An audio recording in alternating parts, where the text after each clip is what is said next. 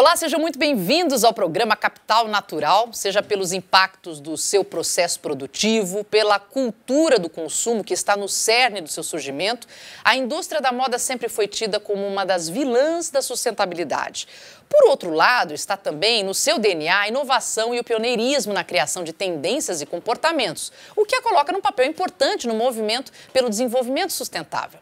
A história do setor é rica de apoio a causas ecológicas e criação de ícones do movimento.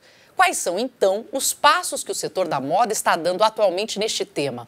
É possível falar em uma moda regenerativa que possa devolver ao meio ambiente e à sociedade mais e melhores recursos do que os dele retira?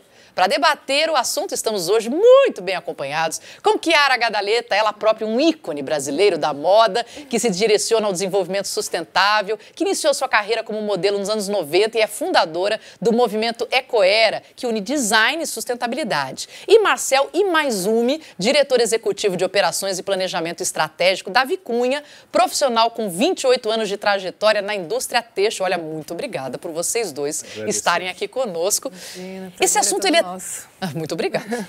Esse assunto é tão importante porque estamos aqui vestidos. E podemos estar super mega maravilhosos, podemos estar vestindo uma roupa extremamente básica, mas ela passa por um processo até chegar aos nossos corpos. Eu vou começar com a pergunta mais básica. Mas é possível ser sustentável ao vestir uma roupa, Chiara? Olha, eu acho que a resposta é possível a gente usar a moda como agente de mudança, na verdade? É possível a gente se vestir de propósito, de causa? Eu acho que aí sim a resposta começa a ficar interessante e eu diria que sim, é possível. E nunca foi tão possível como hoje, como a gente tem muita informação e realmente a gente entendeu que precisa, né, a cadeia precisa de transparência, né, a cadeia produtiva da moda precisa de transparência, porque de um lado a gente tem as empresas cada vez mais conscientes, mas do outro lado a gente tem um consumidor muito consciente. A gente, como você mesmo disse, a gente está aqui, não estamos nus, estamos vestidos, a gente se alimenta, mas a gente se veste também. Sim. E se a gente não precisa de mais uma camiseta cinza e mais uma calça preta ou jeans, a gente se veste de quê? Então hoje o debate está muito interessante, porque a gente vê também planeta e pessoas gritando. A gente está falando de alteração climática, sem dúvida. O grande problema é esse, né? A gente cuidar melhor do planeta que a gente vive. E, de fato, como você bem disse, a moda é uma das indústrias vilãs, porém, ela tem uma grande potência de viralizar a mensagem. Sem dúvida. Né? E, através da roupa que a gente veste, a gente pode passar a consciência social e ambiental. Então, eu acho que o debate hoje nunca foi tão legal. Assim, a gente está, né, no Ecoera trabalhando há 11 anos e muitas metas aí foram alcançadas, mas assim, foi um desafio grande. E hoje, né, e o Marcel é uma figura aí de um homem de negócio à frente de uma empresa tão importante como a Vicunha, tem para dizer, né, para confirmar que como a conversa está boa agora, como a gente pode, né, olhar todos os players do mercado, olhar todo mundo e falar sobre o assunto. Olha só. Porque a gente entende que a responsabilidade está compartilhada hoje, não é mais de uma ponta ou da outra. O consumidor quer saber a origem da roupa que a gente veste, que está vestindo, né, da onde veio aquilo lá. Então hoje a conversa está excelente. Nossa, já é meio caminho andado, né? Ter pessoas ouvindo, mas vamos falar um monte sobre isso. Agora, queria, na sua opinião, isso. Quer dizer, nós temos como tratar de moda, a moda ser sustentável?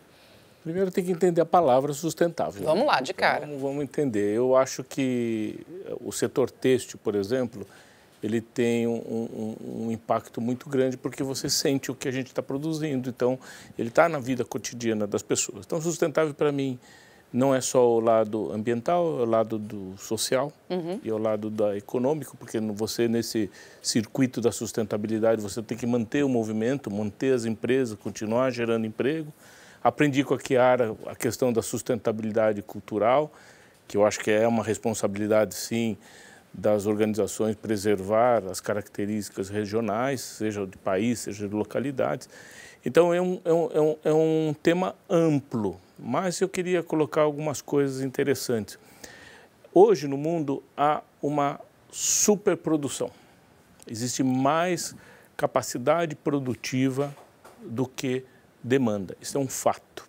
Mais capacidade produtiva do que demanda. Sim. No nosso caso, por exemplo, que é jeans, que todo mundo usa, que é essa peça de roupa universal, ela é democrática, ela não vê gênero, ela não vê riqueza, ela não vê nada. Não vê país, não vê nada. Hoje, o mundo tem uma capacidade, por exemplo, de 5,5 bilhões de metros e o mundo não consome nem 5. Então, há uma supercapacidade. Há também, do lado do consumo, uma indústria de altíssimo e intenso consumo, que é o fast fashion.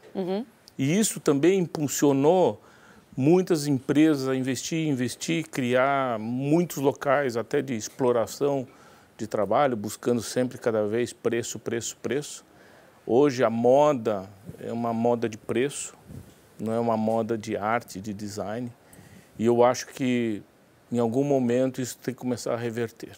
Aliás, esse é uma das trincheiras que a gente ainda tem nesse sentido, né? Porque você pode trabalhar todo o processo, tomar todo o cuidado com relação ao meio ambiente, por exemplo, mas se você não mudar a cultura de consumo, também você fica difícil. E isso é um ponto importante. Porque são duas pontas, né, Marcelo? Assim, se a gente pensar, né, se a gente falar na calça jeans, que a gente está muito focado... Eu tô fora aqui do estilo hoje, os dois estão de ninguém me avisou.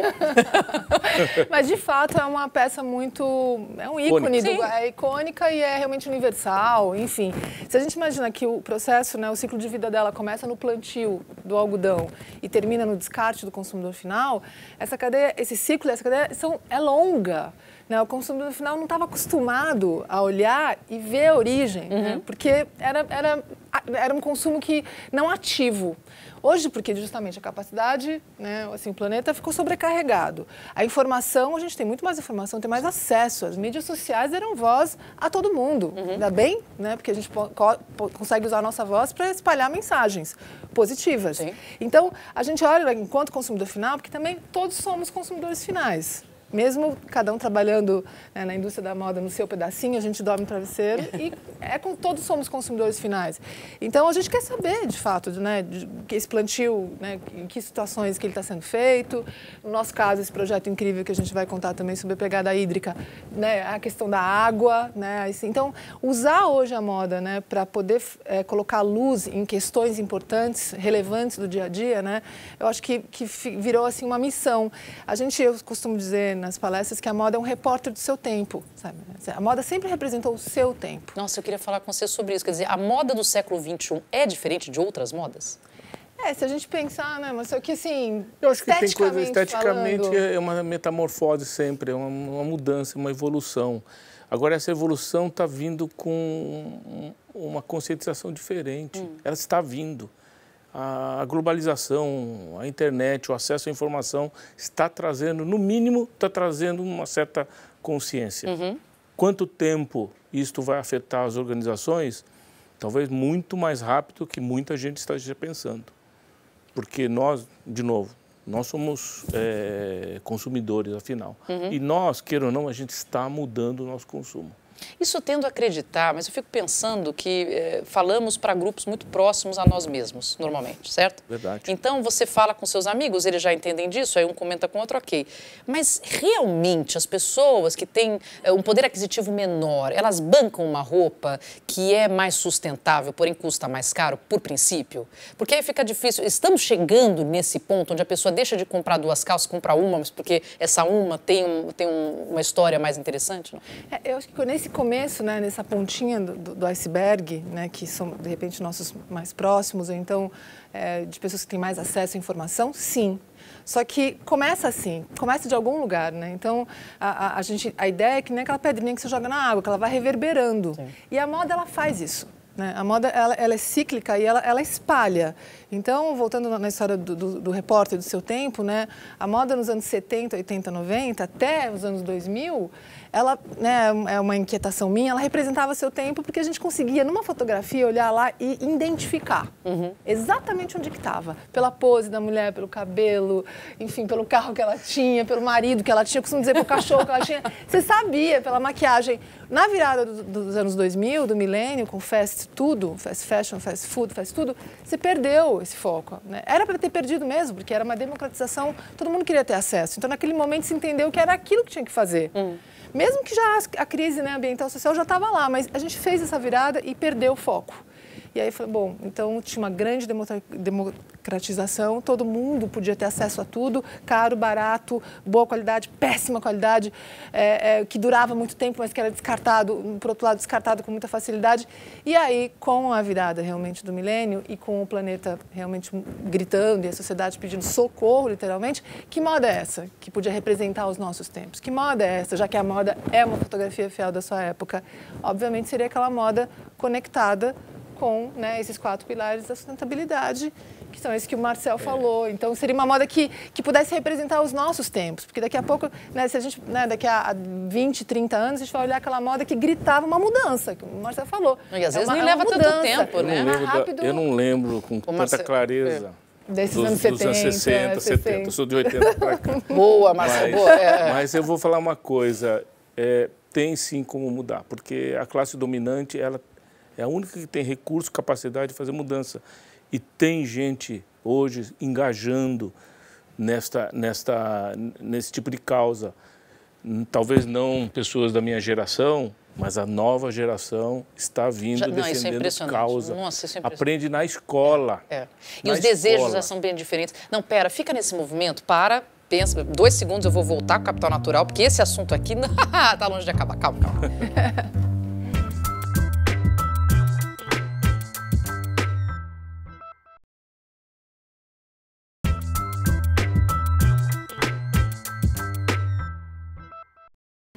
Estamos de volta com o Capital Natural, hoje falando dos novos caminhos para a moda dentro do desenvolvimento sustentável com a Chiara Gadaleta, fundadora do movimento Ecoera, que une design e sustentabilidade, e o Marcel Imaizumi, diretor executivo de operações e planejamento estratégico da Vicunha. Eu estou falando rápido para não perder o pensamento, porque nós acabamos de voltar do comercial, porém temos um assunto importante pela frente.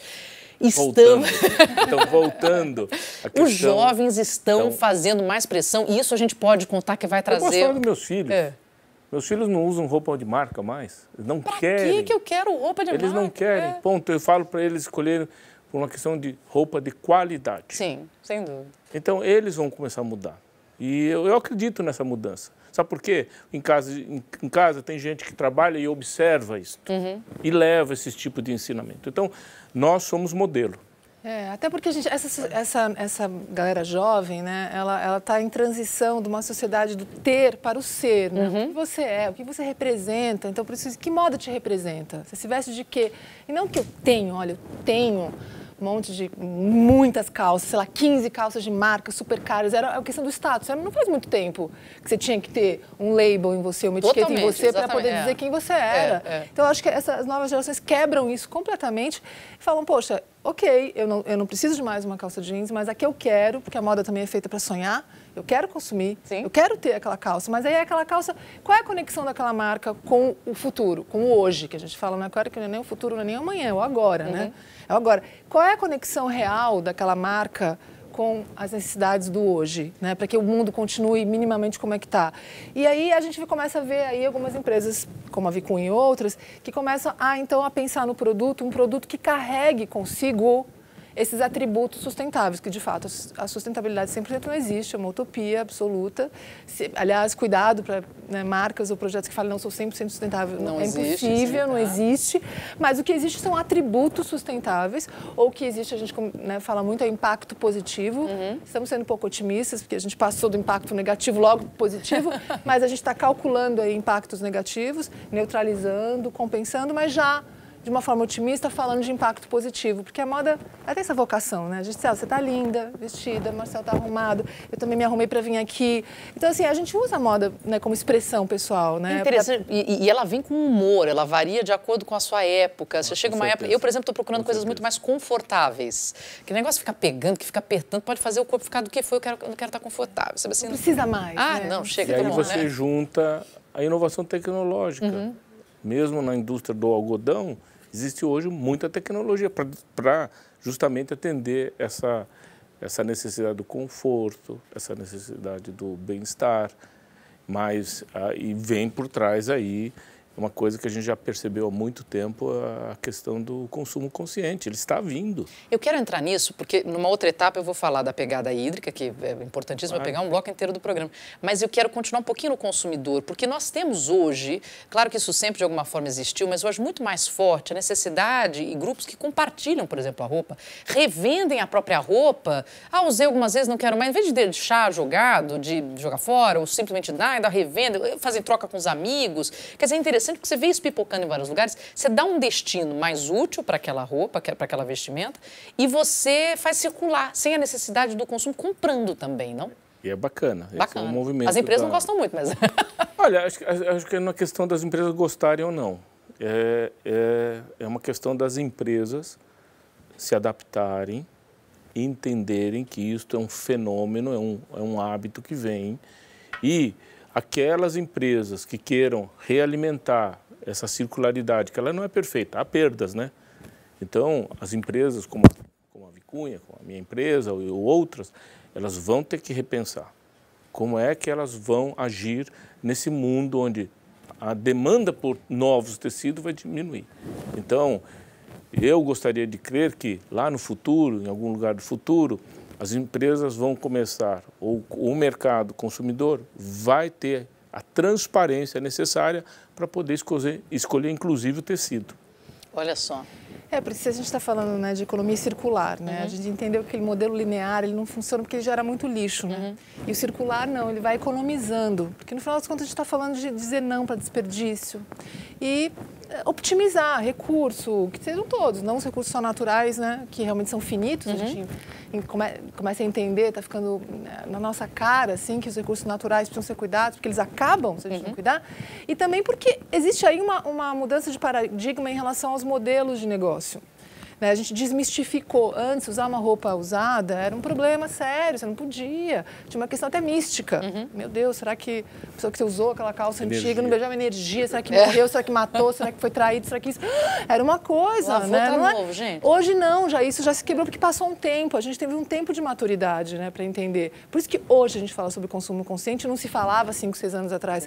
Existem um grupo de pessoas que acha mais interessante e divertido trocar roupas, né? Porque é história, é uma roupa com história, com memória.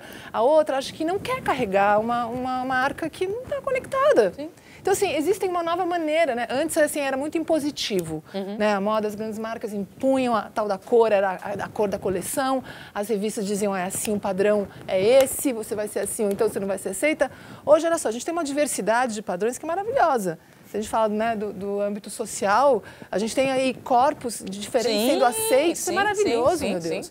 Né, tudo pode, que bom que a moda pode incluir. E tem moda para todos esses corpos, né? Ou mesmo ageless, a gente está falando de moda sem idade. Que maravilha, né? Eu que estou chegando nos 50, graças a Deus. Nossa Senhora, tá um espetáculo. Mas que bom que a gente vai poder, assim, né, amadurecer com tranquilidade. Você viu Isabela Rossellini recontratada para fazer? Maravilhosa. Mas você vê que maravilha essa empresa que contrata uma mulher daquela, ícone, e ainda é um statement. Então, a gente vive, né? As empresas que têm esse papel, acho que essa missão, de aumentar a escala, né? A gente está falando de chegar perto de muita gente. Uma empresa grande, como a Vicunha, como outras, ela consegue fazer que isso chegue mais, né, perto de muita gente. Enquanto as marcas menores, que já nascem sustentáveis, aí sim, é bem mais fácil nascer sustentável. Claro, né? sim. Aí você tem uma operação muito pequenininha, você pode cuidar de material, de processo, de descarte, de resíduo.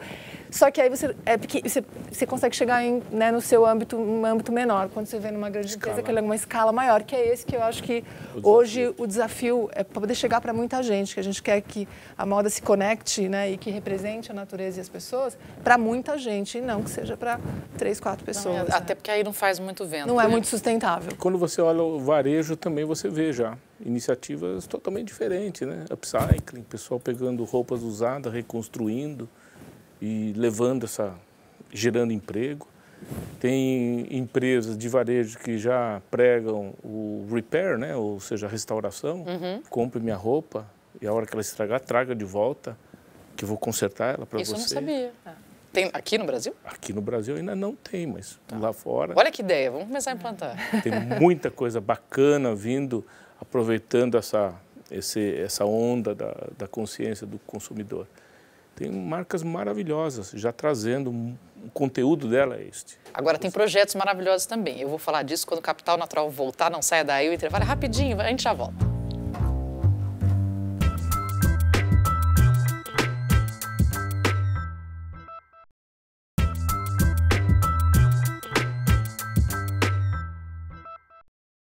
Estamos de volta com Capital Natural, hoje falando dos novos caminhos para a moda dentro do desenvolvimento sustentável, com a Chiara Gadaleta, fundadora do movimento Ecoera, que une design e sustentabilidade, e Marcel Imaizumi, diretor executivo de operações e planejamento estratégico da Vicunha. Eu quero chamar a atenção para o processo, para a produção dos tecidos, das peças, e temos tido alterações nisso? O que mudou? O que está mais moderno? O que está mais sustentável? Você tem que voltar no algodão. No algodão. Vamos começar lá atrás. A gente tem que começar, se a gente está falando de jeans, a gente está falando basicamente da matéria-prima algodão. O Brasil, para começar, o Brasil tem um tipo de cultivo de algodão que tem uma tecnologia extremamente avançada, tem a questão da gestão, porque, queira ou não, o agrobusiness no Brasil é um setor muito forte. O Brasil, por esse clima e essa bênção das chuvas, depende muito pouco de irrigação real. Então, é o que eles chamam de algodão do sequeiro, ou seja, cresce em regime de chuva. Olha só. Né? Então, mais de 95% do algodão brasileiro vem no regime de chuva. Então, o Brasil, diferentemente algodão dos Estados Unidos, que tira água de aquífero ou de rio, a Austrália tem uma seca danada que tem que fazer até dessalinização, e o maior acidente ecológico de um mar doce é o Mar do Aral, causado por uma indústria do algodão, ali na região do Uzbequistão, antiga União Soviética. Então, se a gente olha por esse ângulo, o Brasil realmente, já no ponto de partida, ele já sai com certa vantagem. Quanto vale essa vantagem? É o questionamento. Depois você vem para a indústria do tecido. Em geral, são indústrias muito grandes, porque a indústria do jeans ela necessita escala. É um pouco diferente de outras indústrias, outros tipos de tecidos, onde o capital é menos intenso. A indústria do jeans normalmente é uma indústria de alto investimento. Grande maioria das empresas são estruturadas, são empresas que obedecem uma lei trabalhista brasileira muito dura, então é o que eu chamo do limão azedo, né? A gente tem alguns limões azedos dentro da estrutura de produção, mas eu acredito que dá para fazer uma excelente limonada, se a gente encontrar o caminho correto de levar o produto brasileiro de uma maneira correta. Depois você vem da indústria da costura e da lavanderia, que no Brasil é muito fragmentada por natureza. Você não vai encontrar grandes maquilas que existia como no México, na América Central, que ela foi indo embora para a Ásia. Hoje fala muito de Bangladesh, fala muito de Indonésia. São países que têm uma mão de obra muito barata, trabalham em regimes de 60, 72 horas. O Brasil não trabalha nesse regime. A legislação ambiental no Brasil é muito dura, rígida, apesar de algumas falhas do poder público e dar a infraestrutura adequada. Ou seja, e você tem uma indústria de varejo que ela tem muitos multimarcas. O Brasil é caracterizado por uma multimarca, mas a gente vê as monomarcas crescendo, tomando espaço. E eu acredito que nessa transformação e nessa conscientização, eles já estão entendendo. Algumas dessas organizações pertencem a organizações internacionais que fazem, né, parte de outras organizações de terceiro setor. Eles até ajudam, mesmo porque eles estão sofrendo uma certa pressão, né? Devido até ao modelo de negócio que se instaurou do consumo em massa, produção em massa e os outros acidentes que aconteceram. Então, a indústria do jeans no Brasil, ela é muito bem estruturada. Agora, precisamos achar um caminho correto para realmente divulgar e fazer ela realmente permanecer e continuar. Acho que desculpa, é um hábito, né? Assim, se a gente pensar que a gente está muito acostumado a olhar produto, né? Assim, a gente olha uma coisa que o tangível é um produto. No comecinho lá da Coera, 11 anos atrás, quando a gente falava de sustentabilidade ou de atributo sustentável, a gente não tinha um grupo de produtos suficientes para poder mostrar, olha, existe sim, não é só na Dinamarca, na Áustria, na Inglaterra ou na Alemanha, que eles são realmente muito conscientes há muito tempo. Não, no Brasil a gente tem, olha aqui um tênis, olha aqui. Então a gente olhou o produto, porque era onde a gente conseguia mostrar, tá aqui, você pode colocar na mão, tingimento natural, algodão orgânico, enfim, uma série de atributos. Quando somos rápidos, nós brasileiros somos rápidos, a gente precisa aproveitar essa agilidade. Quando a meta de mostrar estava ali alcançada, a gente começou a olhar para o processo, falou, ok, mas tá bom, a gente consegue fazer um tênis, de repente, com material, com atributo sustentável, mas e o processo? E quanto de água foi gasto? E quanto de energia foi gasto? E as pessoas envolvidas, o que está por trás desse tênis, né? Antes dele chegar no ponto de venda? E aí o foco começou a ser processo. Então, vamos mostrar então para o consumidor final, porque eu tenho certeza que ele lá na frente vai querer saber, né, um pouco antecipar isso, como foi feito o tênis que ele está usando, como é feita a calça jeans que ele está usando. Então, eu acho que é um pouquinho, né, dessa coincidência entre o mercado, né, a indústria toda já está se preparando para mostrar sua casa, abrir a porta e falar, olha, minha casa é essa aqui, né? Porque a gente tem que estar seguro para abrir essas portas, isso que eu ia falar, você tem que estar pronto para isso. Tem que estar pronto. E na ponta um consumidor final que quer entrar. Ele não quer só usar uma calça jeans, ele quer saber como está sendo feita essa calça, quem fez. As pessoas até recentemente, e não sei quantas de fato sabem, que a gente começa a circular essa informação, mas não sabe quantas pessoas já foram atingidas. Mas o consumo de água dentro da fabricação de tecidos é uma coisa altíssima, ainda mais de jeans, não? Depende. Depende. Ué, vamos... Não, porque é relativo. Então, vamos lá. Existem números que dizem que a calça jeans, na sua vida, vai consumir 12 mil, 15 mil, 18 mil litros. Certo? A minha empresa, para transformar uma calça jeans, ela gasta 14 litros. Uau! Por então, isso que depende. 14 litros parece pouco. Só que... São 14 litros. Só que eu produzo milhões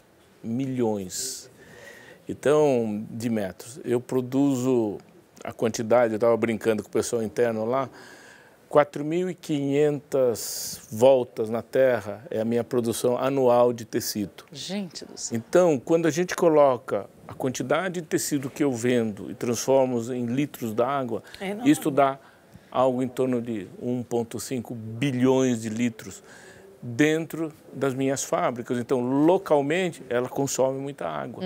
Mas, falando de produto e na sua vida, a contribuição por metro é pequena. Isso não quer dizer que a gente não tenha que reduzir. A gente precisa reduzir. E eu já tive em fábricas, porque eu quero entrar na pegada hídrica, a gente está no fim desse programa, continuaremos no próximo seguinte, você vai ficar com vontade de saber.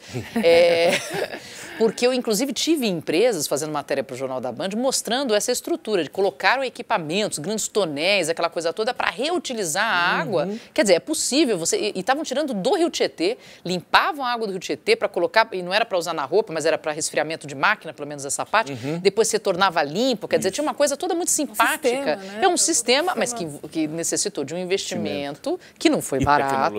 E tecnologia. Que muitas vezes não é nem nacional, porque naquela época eu acho que ainda era uma coisa importada, mas que trouxe um resultado também social, e aí você coloca na marca da empresa toda essa preocupação, né? Porque às vezes você não consegue vender imediatamente, repassar esse custo, mas só como nome de marca já faz diferença. É o tal do impacto positivo, porque na questão da água, existe o número de litros gasto. No caso da Vicunha, é muito pouco para fazer um metro de tecido, mas existe a cadeia toda, o ciclo todo, e mais, existe a gestão desse recurso que é a água, não só a quantidade de litros. E a gente tinha aqui, assim, até agora, boa notícia que a gente está aí trabalhando para que esse cenário mude, a gente tinha um número importado dos Estados Unidos que dizia para a gente que o nosso consumo de água do ciclo todo era 11 mil, 13 mil, 15 mil, 17 mil, enfim, girava em torno de 11 a 17 mil. Mas não é um número nosso. A gente não fez esse trabalho, a gente não fez essa lição de casa.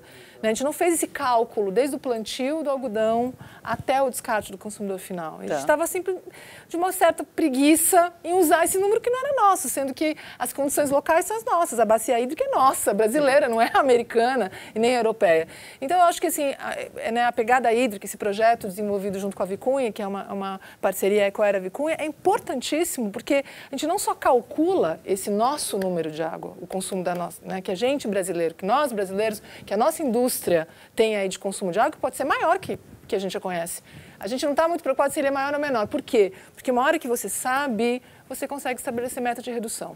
Uma hora que você tem a informação, você se responsabiliza. Você conheceu o vilão, o inimigo, para poder saber encarar. Você precisa ter um indicador e uma metodologia. A metodologia não é nossa, ela é um padrão, só que a gente tem que adaptar a metodologia às condições da indústria, da cadeia brasileira. Outro fato é que é assim, você para dirigir ou para fazer gestão, você precisa ter um indicador e um número. Claro. Se eu não sei qual é a minha meta, fica complicado. Ô Marcel, nós vamos falar de meta depois. Eu vou dar um pirulito para vocês, porque eles querem mudar o mundo. E eles já estão no processo de mudar o mundo, dentro do tamanho de mundo que eles podem mudar. Mas o programa de hoje vai ficar por aqui e eu só vou contar para vocês de sacanagem na semana que vem, porque a gente vai continuar essa conversa. Agradeço por hora a participação dos nossos super convidados, Chiara Gadaleta, fundadora do movimento Ecoera, que une design e sustentabilidade, e Marcel Imaizumi, diretor executivo de operações e planejamento estratégico da Vicunha. Peço que você continue conosco, acesse a nossa página no Facebook, reveja os vídeos no YouTube e no portal bandnewstv.com.br. Eu sou a Marina Machado e até a semana que vem.